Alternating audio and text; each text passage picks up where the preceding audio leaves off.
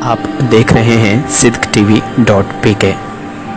नहमदुहु व नसल्ली अला रसूलिहिल करीम, अम्मा बाद, फ़अऊज़ु बिल्लाहि मिनश शैतानिर रजीम, बिस्मिल्लाहिर रहमानिर रहीम। बंदाए परवरदिगारम, उम्मते अहमद नबी, दोस्त दारे चार यारम, तापा औलादे अली, मजहब हनफिय्या दारम, मिल्लत हज़रत खलील, खाक पाए गौसे आज़म, ज़ेर साया हर वली। नाज़रीन किराम, मैं हूँ जावेदुल हसन और आप देख रहे हैं sidqtv.pk। आज की वीडियो मिर्ज़ा जेलमी साहब के लिए, जिनका कई वीडियो में ये कहना कि बरेलवी हजरात चिश्ती रसूलुल्लाह को डिफेंड करते हुए अशरफ अली रसूलुल्लाह को जो है ये जुमले लिखने वाले को या कहने वाले को काफिर करार देते हैं। तो चिश्ती रसूलुल्लाह कहने वाले को वो काफिर करार क्यों नहीं देते? हालांकि इस पर इनकी मुतअद्दिद वीडियो भी हैं और मुतअद्दिद इनके बयानात भी हैं और इसके मुतअद्दिद जवाबात भी हैं और इनके जवाब में मुतअद्दिद वीडियोस भी हैं। मैं शॉर्ट टाइम के लिए ये वीडियो बना रहा हूँ ताकि चंद लफ्ज़ों में मिर्ज़ा जाहिल साहब का वाज़ेह तौर पर जवाब दे सकूं। तो जनाब अली, पहली बात तो ये कि ख्वाजा मोइनुद्दीन चिश्ती अजमीरी रहमतुल्लाह ताला अलैह आप से मंसूब जो कलिमात हैं उनके सच या झूठ होने में किसी किस्म की कोई दलील नहीं है। कोई ये नहीं कह सकता कि यह कलिमा सच्चा है।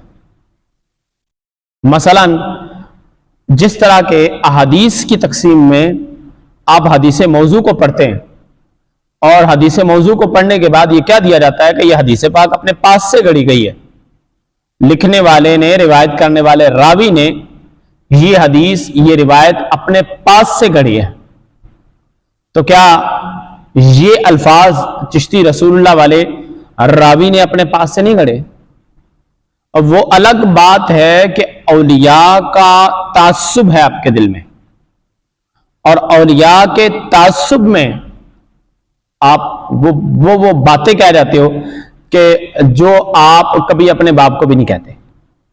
खत्म नबूवत पर बकवास करते हुए मौलवी इसहाक को आप बुरा क्यों नहीं कहते? उसने तो खुद ऑन एयर उसकी वीडियो मौजूद है, तो आप उसको बुरा क्यों नहीं कहते?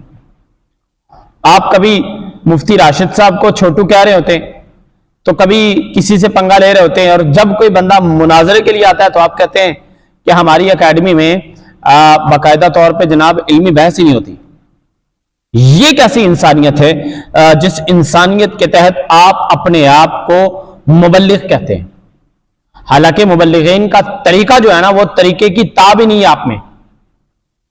दूसरी और अहम चीज, आप कहते हैं जी किताबों का जहां और बाबों का जहां, और बाबों का जहां जो है ना वो किताबों के बगैर मुकम्मल ही नहीं है और किताबों का जहां बाबों के जहां के बगैर मुकम्मल नहीं है।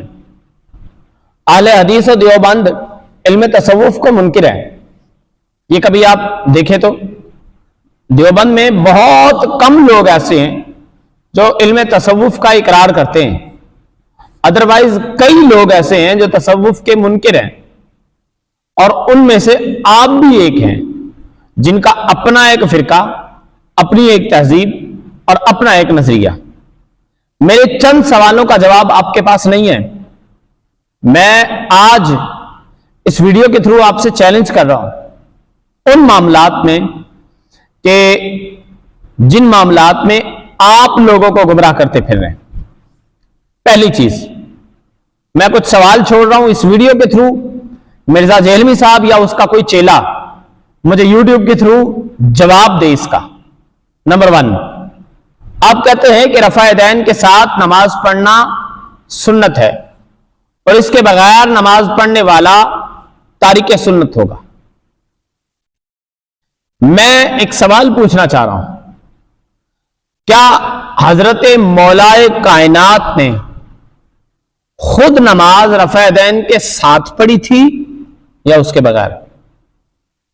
یہ جواب نہیں ہے کہ حضرت مولا کائنات کہیں کہ میں نے دیکھا تھا سرکار کو نماز پڑھتے ہوئے، نہیں. سوال یہ ہے کہ جب حضرت مولا کائنات نے خود نمازیں پڑھائی ہیں اپنے دور خلافت میں، تو کیا رفع دین کے ساتھ پڑھائی ہیں یا اس کے بغیر پڑھائی ہیں؟ ایک سوال. حضرت عمر بن خطاب رضی اللہ تعالیٰ عنہ نے اپنے دور خلافت میں نماز رفع دین کے ساتھ پڑھائی ہے یا اس کے بغیر؟ رفع دین کے بغیر والی حدیث ملیں گی آپ کو، رفع دین کے ساتھ والی حدیث نہیں ملیں گی. یعنی جن صحابہ نے رفع دین کے بغیر نمازیں پڑھی ہیں، آپ ان تمام صحابہ کو تارک سنت کہہ رہے ہیں. خود حضرت عبداللہ بن مسعود رضی اللہ تعالیٰ عنہ کہ جو آقا صلی اللہ علیہ وسلم کے صحابہ میں سب سے متقی بمانا ایسا شخص جس نے ہر سنت کو اپنایا، ان کا یہ فرمان ہے کہ بہترین نماز وہ ہے جو رفع دین کے بغیر ہو. آپ اس کے جواب میں حضرت عبداللہ ابن عمر کی بات کریں گے کہ حضرت عبداللہ ابن عمر رفع دین کے ساتھ نماز پڑھتے رہے. یہ 2-3 بار واقعہ ہوا ہے، لیکن کوئی بھی صحابی ایسا نہیں ہے جس نے اپنی زندگی کی آخری نماز رفع دین کے ساتھ پڑھی ہو. مرزا صاحب آپ ثابت کر دیں کوئی ایسا صحابی جس نے اپنی زندگی کی آخری نماز رفع دین کے بغیر نہ پڑھی ہو، یعنی رفع دین کے ساتھ پڑھی ہو. کوئی ایسا صحابی آپ ثابت کر دیں جنہوں نے اپنی زندگی کی آخری نماز یعنی نماز پڑھی اور اس کے بعد وصال ہو گیا تو اس نماز کو رفع دین کے ساتھ پڑھا ہو. اگر آپ کوئی ایسا صحابی ثابت کر دیں گے تو اس صورت میں اپنے موقف سے ہٹ جاؤں گا اور خود بھی رفع دین کر کے نماز پڑھایا کروں گا. لیکن اگر آپ ثابت نہیں کر سکے، میں چیلنج دے رہا ہوں. اور مرزا صاحب اگر آپ مولوی ہیں نا، اگر آپ انسان ہیں اور ولد الانسان ہیں، تو پھر آپ اس چیلنج کو ایکسپٹ کرتے ہوئے میرے چینل کے تھرو آپ اس کا جواب دیں. ادھر ادھر کی بات نہ میں نے سننی ہے نہ میں نے کرنی ہے.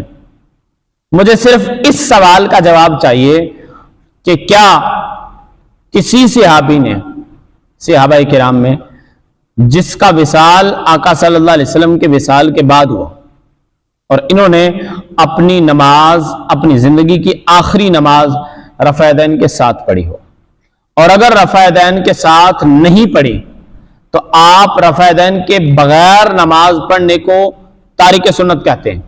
تو پھر کہیے ان صحابہ کرام کو جنہوں نے رفع دین کے بغیر نمازیں پڑھی، انہیں تارک سنت کہیں تو دائرہ اسلام سے خود بخود نکل جائیں گے. نہ اپنے موقف سے پھرنا ہے آپ نے، نہ میں نے پھرنے دینا ہے. دوسری چیز، اولیاء کرام پر بہتان آپ لگاتے ہیں اور بڑے شدید بہتان آپ لگاتے ہیں. آپ جو واقعات سناتے ہیں لوگوں کو کہ جناب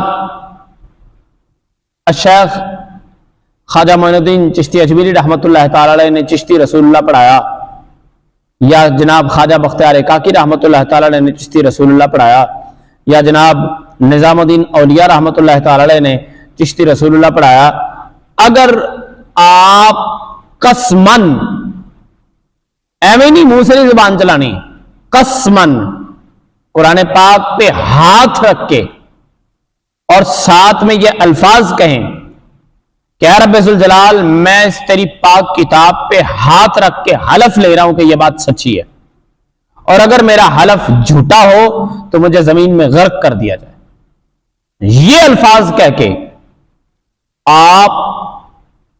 آپ یہ الفاظ کہہ کے حلف دیں کہ یہ بات سچی ہے، میں چشتی رسول اللہ کہنے والے کو کافر کہوں گا. یہ میں بات آپ کو واضح کہہ رہا ہوں، میں باقیوں کو نہیں جانتا. یہ بات آپ حلفن قرآن پاک پہ ہاتھ رکھ کے کہیں کہ جناب یہ باتیں جن بزرگوں کی طرف منسوب ہیں یہ 100% سچی ہیں. اگر میرا حلف جھوٹا ہو میرا رب مجھے غرق کر دے. اگر آپ یہ حلف دیں گے میں آپ کی بات کو تسلیم کر کے آپ کی بیعت کروں گا. میں خود کہہ رہا ہوں, آن ایئر کہہ رہا ہوں, یوٹیوب پہ یہ کئی لوگوں کے پاس ویڈیو چلی جائے گی اور میں آن ایئر کہہ رہا ہوں.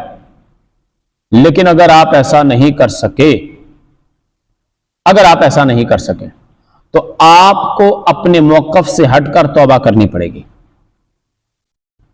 2 باتیں. تیسری بات, آپ اولیاء کرام کی بارگاہ میں جو بکواس کرتے ہیں,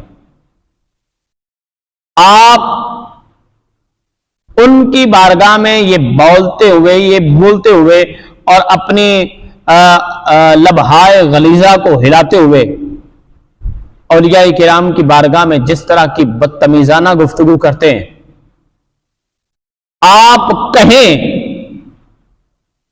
کہ جناب میں یہ گفتگو اس لیے کر رہا ہوں کہ جو کچھ میں کہہ رہا ہوں وہ 101% سچ ہے. یہ بھی بات آپ نے بطور حلف کہنی ہے, اور حلف میں الفاظ یہی ہوں کہ اگر میرا یہ حلف جھوٹا ہو یا جھوٹ پر مبنی ہو تو میرا رب مجھے غرق فرمائے. بات وہی ہے پہلی والی, پہلی اور دوسری بات تقریباً سملر ہے, ان دونوں میں الگ کوئی نہیں ہے, کچھ بھی نہیں ہے. لیکن اگر آپ ان تمام شرائط پر پورے نہ اتر سکے تو آپ یوٹیوب پر ویڈیو بنانا چھوڑ دیں گے. آپ نے اپنی ایک ویڈیو میں کہا تھا کہ جناب میں اپنے چینل سے جو بھی ویڈیو چڑھاتا ہوں نا وہ ویڈیو مونیٹائز نہیں ہوتی. آپ نے آن ایئر لوگوں کے سامنے یہ جھوٹ بولا, اور لوگ بھی ایسے جاہل کہ جنہوں نے اس بات کو تسلیم کر لیا. الحمدللہ میں ایک سافٹ ویئر انجینئر ہوں. میں نے آپ کے چینل کو اوپن کیا, چیک کیا, آپ کا چینل مونیٹائزڈ ہے اور آپ کو لاکھوں روپے یوٹیوب کی طرف سے سیلری بھی آتی ہے. اور یہ بات میں ثابت بھی کر سکتا ہوں اگر کہیں موقع ملا تو. اور اگر ایسا نہیں ہے تو آپ اپنے سورس آف انکم ثابت کریں. چوتھی اور اہم ترین بات, آپ اسلام کے بارے میں کچھ بھی نہیں جانتے, دین اسلام کے بارے میں کچھ نہیں جانتے. اگر آپ جانتے ہیں تو اپنے کل کے لیکچر میں, جو آپ کا کل سنڈے کو لیکچر ہونے والا ہے 12 مئی کو 2024, اس لیکچر میں آپ نے اصول احادیث پر بحث کرنی ہے. اصول احادیث پر. اور جب آپ اصول حدیث پر بحث کریں گے تو آپ کا کچا چٹھا آپ کے سٹوڈنٹس کے سامنے بھی آ جائے گا. یہ کچھ باتیں تھیں جو مرزا صاحب کے سامنے رکھنی تھی. آج کے لیے صرف اتنا ہی. اگلی ویڈیو میں آپ سے پھر ملاقات ہوگی, اور مرزا صاحب سے گزارش ہے کہ اولیاء کی بارگاہ میں اس طرح بات کرنا جس طرح آپ کرتے ہیں یہ آپ کو زیب نہیں دیتا. آپ اپنے آپ کو مبلغ کہتے ہیں, حالانکہ ایسا نہیں ہے, آپ اس قابل نہیں ہیں, لیکن پھر بھی آپ اپنے آپ کو مبلغ کہتے ہیں. قرآن پاک اور حدیث پاک کی عربی عبارت کو آپ ٹھیک نہیں پڑھ پاتے, نہ ہی ان کی صحیح معنوں میں ٹرانسلیشن کر سکتے ہیں. تو بلا وجہ اسلام کا چہرہ بدنما نہ کریں, لوگوں کے سامنے اسلام کو سبوداج کرنے کی کوشش نہ کریں. یہ آپ کے لیے خیر ہے. یہاں اگر ہم لوگ چپ رہے تو قیامت کے دن آقا صلی اللہ علیہ وسلم کی بارگاہ میں کھڑے ہو کر ہم جواب نہیں دے سکیں گے. سو مجبوری ہے کہ ہمیں یہاں بولنا پڑتا ہے, اور یہ مجبوری نہیں ہے کہ جناب آپ سے ڈر کر ہم خاموش ہیں. نہیں, اللہ اور اس کے رسول صلی اللہ علیہ وسلم کے ڈر کی خاطر ہم بولتے ہیں, تاکہ تجھ جیسے شخص کو بھی اللہ تعالیٰ ہدایت عطا فرمائے. ویسے یہ بات تو واضح ہے کہ ختم اللہ علی قلوبہم وعلی سمعہم وعلی ابصارہم غشاوہ, اللہ نے ان کے دلوں پر, کانوں پر اور ان کے دلوں پر پردہ ڈال دیا اور آنکھوں پر اور کانوں پر مہر لگا دی. تو آپ بھی ان میں سے ایک ہیں. بس آپ کا اب شیعہ ہونا باقی ہے، گھر پہ کالا جھنڈا لگائیں اور جناب 10 محرم الحرام کے ایام میں، محرم الحرام کے پہلے 10 ایام میں آپ بھی اہل تشیع کے ساتھ ماتم کرتے ہوئے نظر آئیں، اور آپ کے پاس کچھ بھی نہیں ہے۔ اگلی ویڈیو میں آپ سے پھر ملاقات ہوگی۔ جاوید الحسن چشتی کو اجازت دیجیے، جانے لگا تھا میں بھی، جدا ہو کے اشکبار، رونے لگے تھے تم بھی، سمٹ کر سیتون سے، والسلام۔